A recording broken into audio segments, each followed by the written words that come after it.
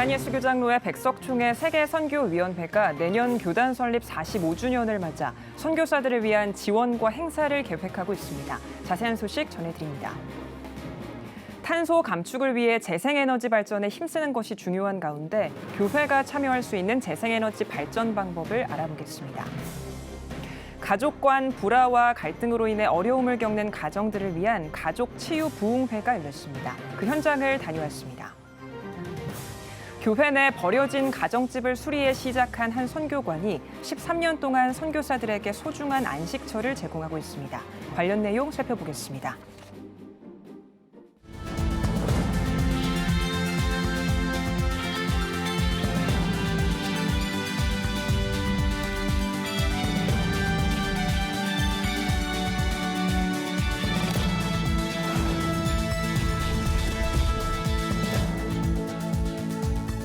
시청자 여러분 안녕하십니까? 9월 13일 CTS 뉴스입니다.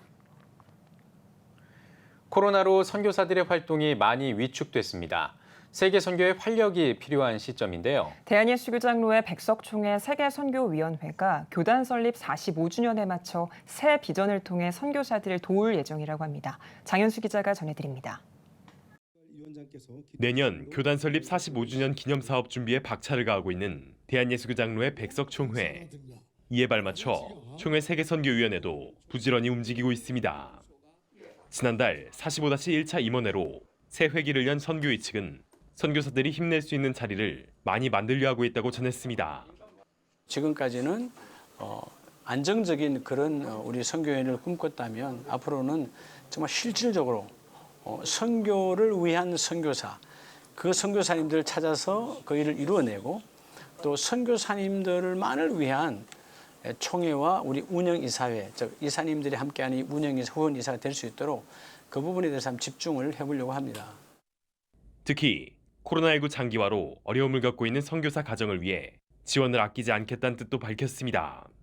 선교위는 지부별 균형 추천과 본부 추천을 합쳐 총 70여 가정을 선정해 각 가정에 30만 원씩 지원하겠다는 계획입니다. 선교사역 격려를 위한 제1회 선교사 대회도 오는 25일부터 3일 동안 진행됩니다.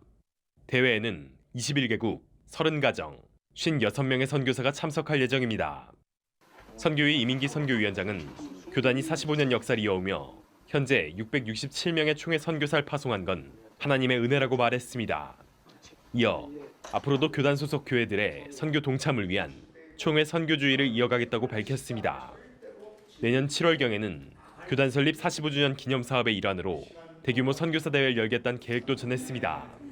내년 한 7월경 국내 선교사 대회를 한국에서 한 300에서 한 400명 가까이 모시고 크게 하려고 합니다. 그 이유는 코로나 시대에 우리가 선교 전략을 어떻게 짤 것인가, 어떻게 우리가 이 위기를 돌파할 수 있을 것인가라는 부분을 가지고 같이 심도 있게 의논하고 계획을 짜다 보면 하나님의 선하신 도우심으로 이 모든 위기를 돌파할 수 있다고 봐서 45주년의 선교사 대회를 지금 잘 계획을 하고 있고요. 땅끝까지 복음을 전하는 세계 선교사들을 돕기 위한 교단 차원의 관심과 격려가 커지고 있습니다. CTS 뉴스 장현수입니다.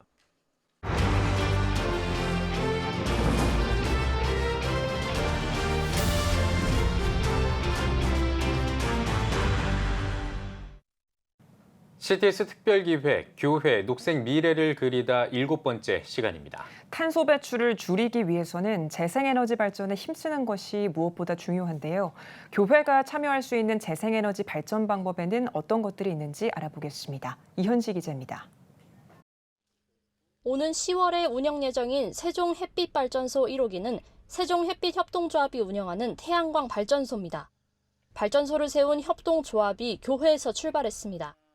조합 대표이사도 목사입니다. 이 기후변화에 대해서 심각하게 좀 생각을 하고 뭔가 대처하지 않으면 안 되겠다라는 생각이 들거든요. 166kg를 가지고 나오는 이익금을 가지고 주변에 어렵고 힘든 소외된 계층을 위해서 또 쓰고 교회의 사회공헌 활동으로 출발한 것이 일반 시민들도 함께하는 사회적 협동조합 설립으로 이어졌습니다.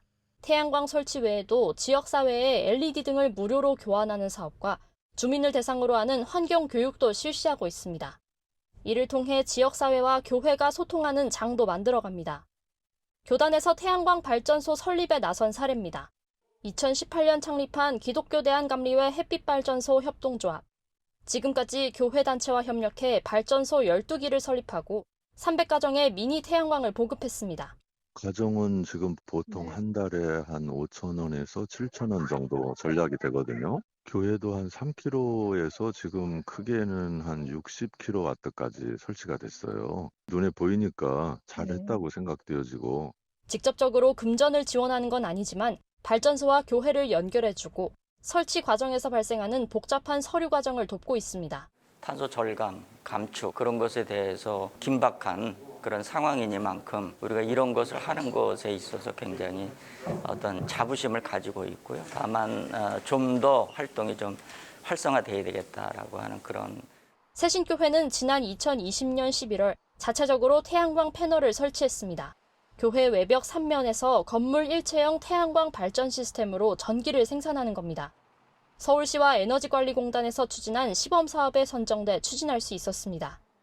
전기 발생량을 실시간으로 교회 현관에서 확인할 수 있고 매주 주보에도 기재합니다. 전기세가 줄어드는 건 확실하게 맞고요. 이걸 통해서 성도님들과 함께 하나님의 창조 질서를 회복해 나아가고 봉사를 한 취지를 말씀드리면 굉장히 공감하시고 선한 교회로 좋은 일을 하고 있다라고 칭찬해 주셨던 주민들도 많이 있었습니다. 교회에서 재생에너지를 생산한다면 우리나라 탄소 감축에 얼마나 큰 효과를 줄 수 있을까? 전문가들은 상당 부분 도움이 될 것이라 평가합니다. 실제로 우리나라 종교시설 에너지 사용량은 약 16만 톤, 단위 면적당 에너지 사용량은 제곱미터당 5.7밀리톤인데 이는 공장시설의 단위 면적 에너지 사용량과 어깨를 나란히 하는 수준입니다. 그러나 아직 갈 길은 멉니다. 태양광 패널 같은 재생에너지 설립 비용에 비해 교회를 향한 지원은 턱없이 부족하기 때문입니다. 또 최근 정부의 정책 변화로 재생에너지 지원이 줄어들고 있습니다. 그러니까 경제적인 거가 이제 부수적인 거라고 이해를 해야 이게 하기가 쉬운 것 같아요. 저 소위 교회의 재정적인 어려움, 그럼에도 불구하고 태양광 설치가 필요하고 또 시대적인 어떤 과제고 신앙적인 소명에 가까운 이런 것이라면 지원해 줄 수 있는 시스템이 있으면 참 좋겠다. 일부 교회를 중심으로 해서 재생에너지 보급 활동을 하는 것도 매우 고무적이라고 생각을 합니다. 재생에너지 보급 활동을 한다면 지금은 약간 소강 상태에 있는 이 재생에너지 확산에 저는 큰 힘이 될 거라고 보고요. 재생에너지 발전으로 환경보호와 시대적 사명을 실천하고 있는 한국교회. 앞으로 범교회 차원의 움직임으로 확대할 수 있을지 귀추가 주목됩니다. CTS 뉴스 이은지입니다. 추석이 찾아왔지만 우리 주변에는 여전히 가정 불화 때문에 고통을 겪는 사람들이 많습니다. 백송교회가 가족 간의 다툼과 갈등을 해결하기 위한 가족 치유 부흥회를 개최했습니다. 최대진 기자입니다. 백송교회가 마음의 상처, 가정의 불화 등으로 어려움을 겪고 있는 가정들을 회복시키고자 지난 5일부터 9일까지 충남 보령 백송수양관에서 추석맞이 온 가족이 함께하는 가족치유 부흥회를 개최했습니다. 주강사 이순희 목사는 가정의 질서가 무너지고 서로 주고받은 상처가 쌓여 천국이 아닌 지옥 같은 가정이 많다며 가정의 문제를 예수 그리스도에게 맡기고 예수 그리스도를 닮는 그날까지, 천국 가는 그날까지 변화해야 한다고 강조했습니다. 무조건적인 낙관주의가 되라는 것이 아닙니다. 도저히 견디기 힘든 순간에도 전혀 나아질 것 같이 보이지 않는 그 현실에도 하나님을 소망하라는 거예요. 끝까지 소망을 품고 하나님을 신뢰할 때 가족 우울치유가 해결될 줄 믿습니다. 과거 백송교회 가족치유 부흥회에 참석해 치유받은 이들도 다시 부흥회 현장을 찾았습니다. 정말 불통이었던 저희 가정이 소통이 되는 그런 가정으로 변화됐어요. 이 백송교회 예배 드리기 전에는 싸우고 정말 지옥 같은 가정이었었는데 지금은 밥상머리 앉으면은 너무나 웃음꽃이 막 활짝 피는 그런 가정으로 변화되었습니다. 저희 남편이 경마 중독으로 해서 너무나 어려운 상황 속에 있었거든요. 도저히 남편을 사랑할 수 없었는데 가족 치유 부흥회를 통해서 정말 놀랍게 남편을 사랑할 수 있는 사람으로 변화되었습니다. 이순희 목사님을 만나고 저희 아이가 내면의 병을 고치고 지금 행복하게 신앙생활하고 있습니다. 매년마다 가족치유 부흥회를 통해서 가족이 또다시 하나가 돼서 하나님이 기뻐하는 삶을 살고 있습니다. 백송교회는 매년 설과 추석 가족치유 부흥회를 열며 가정의 치유와 회복에 앞장서고 있습니다. CTS 뉴스 최태진입니다. 한국교회 총연합 류영모 대표회장이 태풍 흰남노 피해 극복을 위해 한국교회가 앞장서자고 요청했습니다. 류 대표회장은 메시지에서 올해 들어 국내외를 막론하고 큰 재난이 반복해 몰려오고 있다며 우리는 재난을 당한 이웃을 위해 기도하고 마음을 같이해 빠른 극복을 위해 노력해야 한다고 강조했습니다. 또 지역교회는 피해를 본 교인 가정과 주민을, 교단은 지역별 피해 가정을 돌아보고 전국 교회가 도울 수 있도록 하자고 전했습니다. 이어 재난의 시기에 더욱 절제하며 재난 가운데 있는 이웃을 돌보고 하나님의 도우심을 구하자고 덧붙였습니다. 한국복음주의교회연합이 2022 교단총회 제안서 발표 기자회견을 열었습니다. 복교연은 제안서에서 모든 교단의 공통으로 녹색교회 전환과 탄소중립 계획을 수립하고 실시해야 한다고 전했습니다. 또 대한예수교장로회 합동, 고신, 합신총회에는 여성 차별 정책을 없애고 성폭력 근절 대책과 다음 세대 참여 방안을 마련해야 한다고 말했습니다. 이어 예장통합총회에는 목회 세습을 참회하고 교회 공공성을 회복해야 한다며 총회에서 논의되고 변화가 시작돼야 한다고 밝혔습니다. 한국교회 장로 교단들이 올해도 총회에서 성찬식을 생략하기로 했습니다.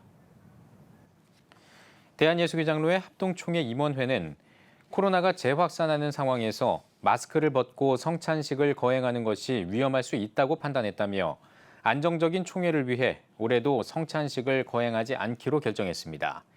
예장통합과 백석총회도 코로나 확산을 막기 위해 총회 성찬식을 생략하기로 한 것으로 알려졌습니다. 성남 지역 14개 교회가 지난 8월 폭우로 피해를 입은 저소득층 가정을 돕기 위해 가전제품을 기증했습니다. 우리들 교회와 만나교회 등 성남 지역 14개 교회는 모금을 진행해 우선 85세대를 지원하기로 하고 세탁기와 냉장고 등 1억 2천만 원 상당의 가전제품을 성남시에 기증했습니다. 우리들 교회 김양재 목사는 이번 지원이 수혜로 상심이 큰 이재민 가정에게 작은 보탬과 위로가 되길 바란다고 전했습니다. 대한민국 국가기도회 원크라이가 두 번째 유스 원크라이를 개최했습니다. 빌드업이라는 주제로 열린 유스 원크라이는 지난 5일 저녁 찬양 전야제를 시작으로 6일부터 3일 동안 중앙감리교회와 양재온누리교회에서 온 오프라인으로 진행됐습니다. 기도회에는 중앙감리교회 이형루 목사를 비롯해 양재온누리교회 황덕영, 수원하나교회 고성준 목사 등 9명이 다음 세대를 위한 메시지를 전했습니다. 이번 기도회를 통해서 우리 대한민국 청년들이 나라를 좀 더 생각하고 하나님의 나라가 우리 이 땅에 대한민국에 임하는 것이 저희의 비전인데요. 그래서 원크라이와 함께 이제 그 놀라운 기도의 파워와 특권을 다음 세대에게 꼭 물려줘야겠다. 그런 마음으로 이번 제2회 유스 원크라이를 개최하게 됐습니다. 개교 100주년을 맞은 한일 장신대 신임 이사장에 참사랑교회 박남석 목사가 취임했습니다. 한일 장신대 이사장 이취임식에서 신임 이사장 박남석 목사는 하나님께서 학교를 사랑의 공동체로 세우시고 경건과 실력을 겸비한 인재를 배출하실 것을 기대한다고 말했습니다. 선하신 하나님께서 지금까지 100년을 안고 우리 학교를 인도해 주신 것처럼 앞으로도 100년을 그렇게 인도해 주시면서 열어가시리라 믿고 힘써 기도하면서 최선을 다해 소임을 감당하고자 합니다. 박남석 이사장은 전주 기전여고 교목실장과 전주 노회장을 역임했습니다. 임기는 2024년 10월까지입니다. 한편 이날 이 취임식에선 직전 이사장 포항 오천교회 박성근 목사에게 감사패를 수여했습니다. 해림교회 복음통일소망부와 서연교회 통일선교부가 4기 북한 선교대학을 개강했습니다. 강의 첫날 해림교회 김영우 목사는 한국교회의 숙명인 북한 선교의 효과적 접근을 주제로 강의했습니다. 4기 북한 선교대학은 다음 달 18일까지 총 11차례 진행하며 통일부 차관을 역임한 홍양호 박사와 서울대학교 통일평화연구원 김병로 교수 등이 강사로 나설 예정입니다. 주최 측은 남과 북은 이미 물밑에서 활발하게 소통하며 경제 교류를 하고 있다며 북한 선교는 더 이상 미룰 수 없는 사역이라고 전했습니다. 캐나다 크리스천 컬리지 신학대학원이 뉴저지 주소원교회 윤민호 목사에게 명예 선교학 박사학위를 수여했습니다.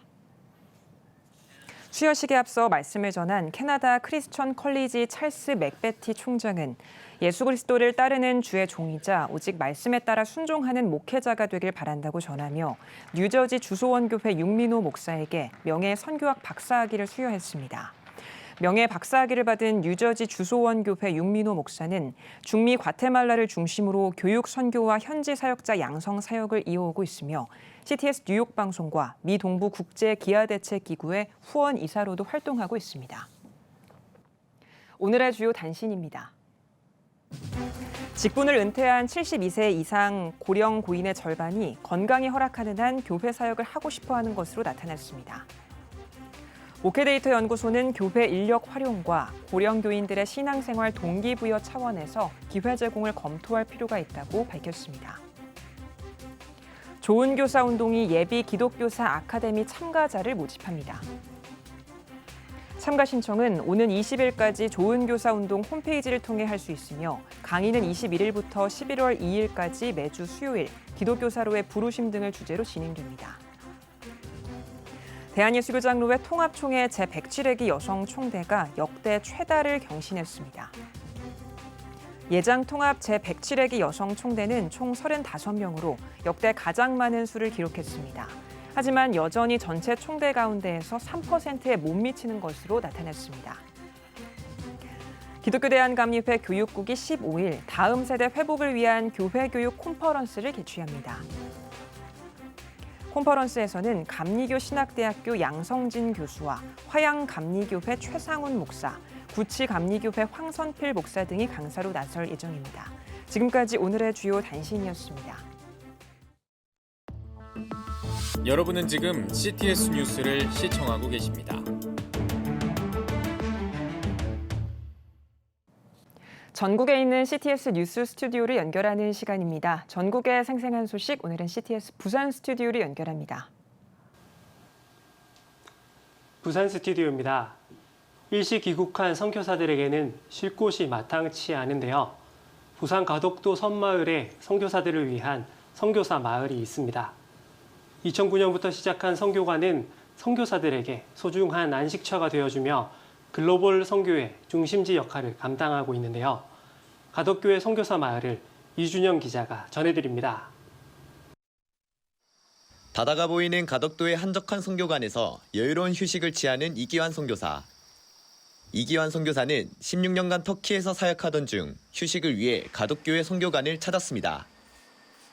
2009년 교회 내 버려진 가정집을 수리해 시작한 가덕교회 선교관은 지난 13년간 39개 나라 89명의 선교사 가정이 다녀갔습니다. 코로나 팬데믹이 일어나면서 각 사역지에서 강제적으로 추방당하는 분들도 계시고 쉬고자 하는 마음이 있는 분들도 계신데 그분들이 와서 실제로 쉴 곳이 마땅치가 않습니다. 저희들도 그런 곳이 필요했는데 후배를 통해서 가덕교회를 알게 되고 가덕교회에 와서 정말 저희들이 잘 쉬고 있는데 이런 사역이 정말로 필요합니다. 가덕교회가 선교관을 시작하면서 많은 변화도 생겼습니다. 교인들과 선교사 가정이 더불어 생활하며 서로 이웃이 됐고 교인들은 교회 옆으로 이사를 오기 시작했습니다. 얼마 전 교회 옆에 새로 집을 지은 성도는 2층을 선교관으로 만들었습니다. 그뿐만 아니라 교인들의 필요에 의해 선교관을 중축해 지금은 선교센터와 선교관 16채, 예수전도단 가덕국제베이스가 위치해 있습니다. 저희는 이제 가족으로 가덕교회랑 함께 이 선교마을 가족으로 살고 있고요. 목사님께서 우리는 사역하러 모인 게 아니라 함께 살려고 모였다라고 말씀하신 거 안에서 저희 진짜 가족으로 살면서 네 사역 내 사역하지 않고 같이 섬기면서 행복하게 살고 있습니다. 작은 바닷가 시골교회 전 세계 선교사님과 선교 훈련을 위한 청년들로 북적이게 된 것입니다. 가덕교회는 세계 선교를 목적으로 모인 사람들이 함께 살아가며 선교 마을로 변화하고 있습니다. 대부분 다 교회를 떠나려고 하죠. 왜냐하면 좀 이런 교회 말고 내가 가서 좀 배우고 좀 경험할 수 있는 그런 교회를 가고 싶어 하지. 그런데 우리 교인들이 그러더라고요. 목사님, 교회가 너무 크다는 거예요. 우리 교회가 그대로인데. 근데 뭐가 바뀌었냐면 선교사님들이 오시니까 전 세계에서 오잖아요. 교회가 이 영역이 크다는 거예요. 교회가 어디까지냐는 거예요. 안 큰데 여전히 그대로인데 교회가 이렇게 네트워크돼서 하나님의 하나된 교회를 본 거예요. 선교관 사역으로 시작된 바닷가 시골교회의 변화. 복음을 위해 세계인이 함께 살아가는 선교사 마을로 성장하길 기대합니다. CTS 뉴스 이준영입니다. 작년 12월 울산 월평교회 성도들을 중심으로 한국정전 당시 순교한 6인을 기리는 순교자 기념사업회가 창립됐습니다. 사업회는 순교 신앙을 기억하고 믿음의 유산을 전하기 위해 순교자 기념관 건립을 준비 중인데요. 오늘은 울산 순교자 기념사업회 대표회장이신 김영태 목사님 모시고 이야기 나눠보겠습니다.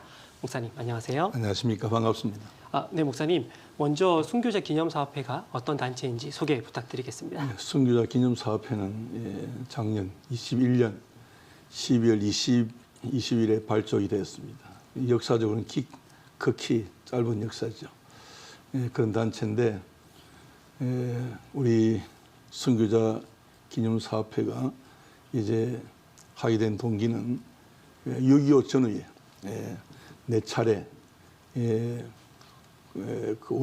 차례 빨치산들이 이렇게 치유해서 순교자 6명이 나왔습니다. 사실은 이것이 묻혀 있었는데 2011년에 울산 교회사 연구소가 11년 동안 100년 된 교회를 이렇게 발굴하는 가운데 월평 교회가 이제 거기에 선정이 되고 거기에서 순교자 6인이 나타나고 또 그대로 묻혀두기는 너무 아깝고 그래서 수면에 올려서 이제 그 순교 정신을 기념하고 그러기 위해서 기념사업회를 그렇게 발족했습니다. 네, 순교 신앙을 잘 지키고 전하기 위해 만들어진 단체인데요. 그렇다면 순교자 기념사업회에서는 어떤 사업을 계획 중이신가요? 첫째 궁극적 목표는 믿음의 선배들의 순교 정신을 이어받아서 정말 나라를 사랑하고 이분들 가운데서는 애국자도 있습니다. 나라를 사랑하고 또 지역을 섬김으로 인해서 이 순교자들의 그 순교 정신을 이어받을 수 있도록 그리고 또 우리가 지키고 또 다음 세대에 계승할 수 있도록 하기 위해서는 가시적인 어떤 목표가 필요하다. 그래서 순교자 기념관을 건립하기로 했습니다. 그래서 먼저는 월평교에서 200평의 땅을 기증을 하고 그 인근에 기념관을 건립하기로 해서 이제 고 선교 사업회를 조직했는데 대표회장은 접니다. 그리고 상임회장은 6명이고 자문위원은 11명, 그리고 상임 부회장은 16명이고 그 외에 다수 임원이 있고 후원이사 146명으로 이렇게 구성이 되어져 있습니다. 순교자들과 순교자 가족 그리고 후손들이 있을 텐데요. 교계에서 순교자 가족들을 어떻게 대우해야 하고 관리해야 하는지 말씀 부탁드리겠습니다. 우리 순교자 기념사업회가 이게 아주 이게 조직된 지 얼마 안 되기 때문에 짧은 역사죠. 그래서 거기까지는 우리가 이제 생각을 못한 것은 뭐 정부에서는 독립유공자든가 그다음 전사자들 가족에는 제도적으로 후원이 되지만 우리는 우선 이제 하는 것은 순교자의 정신을 기리기 위해서 순교비 6개를 이제 먼저 세우고 그리고 이제 울산을 비롯해서 흩어져 있는 순교자들에게 그들의 그 참 선조들의 그런 순교 정신을 또 다시 한번 고취를 시키고 우리 기념사업 할 수만 있다면 그게 가능하다면 우리가 정부에도 요청을 해서 순교자들의 후손들에게도 적절한 혜택이 돌아갈 수 있도록 그렇게 노력을 하고 연구를 하고 있습니다. 네. 목사님 마지막으로 순교자 기념사업회와 관련한 사업계획과 기도 제목이 있다면 말씀해 주십시오. 우선은 이제 우리 믿음의 선배들의 순교 정신을 기리기 위해서 순교관의 건립이 먼저 우선인데 중요하기도 하고 그래서 그 건립을 하기 위해서는 한 3년의 기간을 목표로 하고 있습니다. 그리고 방법으로서는 이제 정말 이 후원자들이 많이 필요하고 또 모금이 필요하기 때문에 먼저 교회들이 우선적으로 이렇게 먼저 해야 되고 협력을 해야 되고 그다음에 우리 울주군 그리고 울산시에 요청을 해서 지금 활발하게 도움을 구하고 있습니다. 뿐만 아니라 우리가 기도할 것은 순교 간 건립도 대단히 중요하지만 이 순교자들의 우리 믿음의 선배들의 그 순교 정신이 계속 뜨겁게 정말 이어갈 수 있도록 그리고 교회가 이 순교자들의 순교 정신을 다시 한번 회복할 수 있는 이 일을 위해서 우리가 정말 우리 울산을 위시해서 전국 교회가 좀 힘을 모아서 기도해 주시면 참 좋겠다고 생각합니다. 네, 순교자 기념사업회 그리고 기념관 건립과 더불어 앞으로 사역을 위해서 함께 기도하도록 하겠습니다. 목사님 오늘 말씀 감사합니다. 감사합니다. 다음은 부울경 단신 뉴스입니다. 한국기독교선교박물관이 2022 기획전 복음의 꽃이 태평양을 건너다를 개최했습니다. 이번 전시는 복음을 전파하기 위해 한국에 파송되어 온 선교사의 발자취를 통해 한국 선교의 역사와 의미를 돌아보고 다시 한번 기억하기 위해 기획됐습니다. 선교사가 번역한 성경과 철로역정 등 소장품 100여 점이 전시됐으며 오는 12월 31일까지 진행됩니다. 울산 포인트 전도훈련원이 전도센터를 개소하고 개원 예배를 드렸습니다. 울산 기독교총연합회 사무총장 박향자 목사의 사유로 진행된 이번 개원 예배는 포인트 전도훈련원 고문인 김명준 목사가 추수하는 일꾼을 키우자라는 제목으로 말씀을 전했습니다. 주 3회 무료로 교육이 진행되는 포인트 전도훈련원은 코로나19 이후 새로운 전도 전략과 정착, 양육 시스템으로 울산 지역 복음화와 작은 교회 살리기 운동, 전문 전도 특공대 양성을 목적으로 설립됐습니다. 지금까지 각 지역별 단신 전해드렸습니다. CTS 부산 스튜디오였습니다.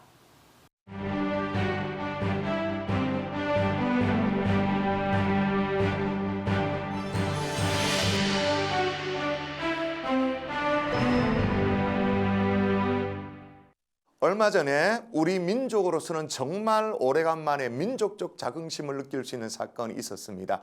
누리호 발사 성공. 전 세계에서 러시아, 미국, 프랑스, 또 중국, 일본, 인도에 이어서 7번째로 1톤급 이상의 인공위성 발사체를 자체 기술로 개발한 나라. 정말 가슴 벅찬 순간이었습니다. 이렇게 멋지게 성공을 했지만 이제 그저 된 것이 아니죠. 누리호의 첫 시도는 지난해 10월 달에 있었습니다. 10월 21일 결과는 어렵다는 1단, 2단 분리, 또 완전 연소, 엔진 크러스팅 같은 성공적으로 구현이 되어졌어요. 그러나 3단 엔진 연소가 조기에 종료되면서 위성 모체를 목표 궤도에 안착시키지는 못했습니다. 그래서 그때 절반의 성공이라고 평가를 했지만 분석을 해보니 아주 초보적인 설계 오류였다고 해요. 그리고 또 하나는 뭐냐, 초보적인 설계에 어떤 오류가 있었다 할지라도 그걸 잡아내지 못하는 검증 시스템에 문제가 있었다는, 한마디로 말하면 기본에 허점이 있었던 것입니다.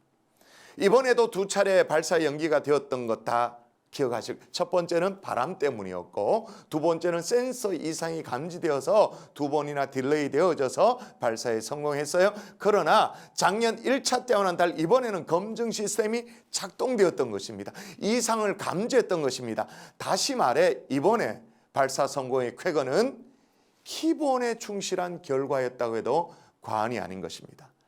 기본이 중요한 것은 이런 최첨단 과학 분야만이 아니라 누리호에 앞서서 우리 모든 국민에게 참 자긍심을 안겨다 준 선수가 있었죠. 토트넘의 손흥민 선수. 잉글랜드 프리미어 리그의 득점왕에 오르면서 정말 찬스가 계속 쏟아졌습니다. 기적의 선수다, 아시아의 한계를 깼다, 지금은 손흥민 시대, 예전에는 소녀 시대 뭐 이렇게 말했는데 손흥민 시대라고 말하면서 현란한 칭찬이 쇄도되어집니다.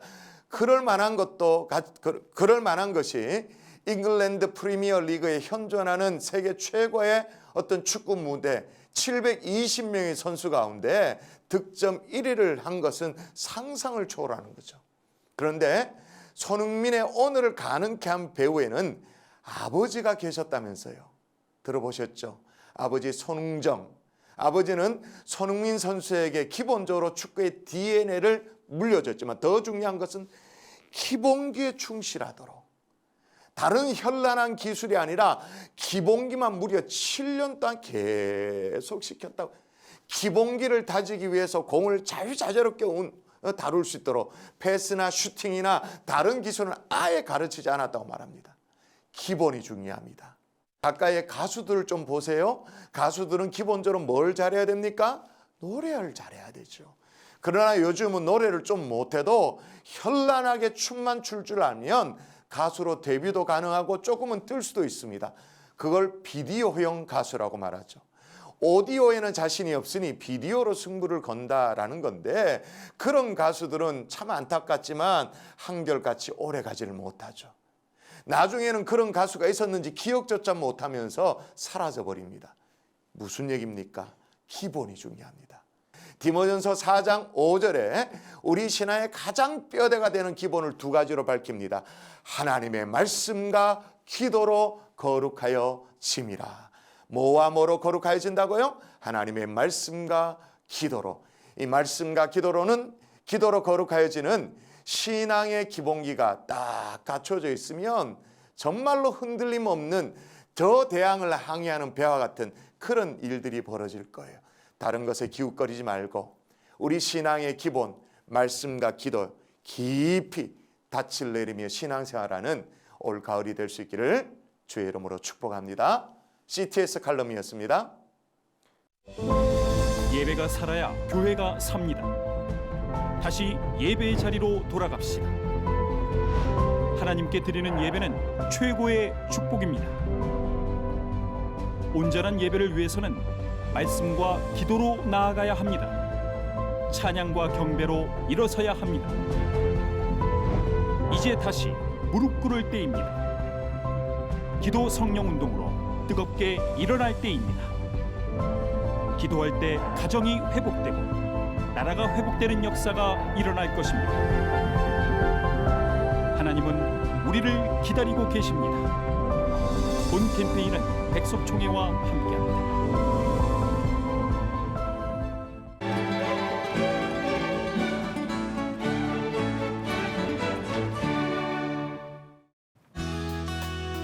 내일은 전국이 대체로 흐리겠습니다.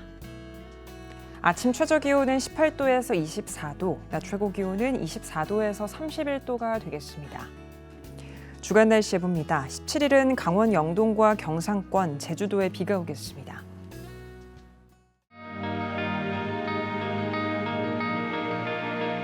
백만인 기도운동에 새롭게 참여하신 분들입니다.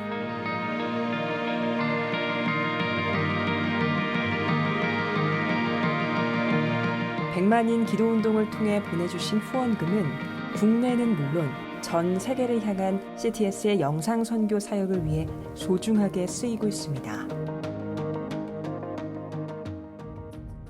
CTS 뉴스 오늘 순서 여기까지입니다. 시청해주신 여러분 고맙습니다.